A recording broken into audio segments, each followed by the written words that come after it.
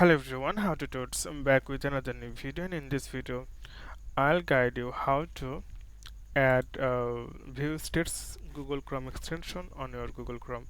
So first of all, you need to open your Google Chrome, then tap here three dot, then you can see here the option extension and visit Chrome web store. Then you can type here Viewstats. So this is the website. Like in this website you can check video and analytics for every channel. So it's really easy. Simply tap add to Chrome, add extension, and it takes few time to add on a device. Then you can log in, continue with Google, or you can log in manually. So you can see, if you want to make it pin, then tap here, then you can see here. So this way you can add view states on your Google Chrome.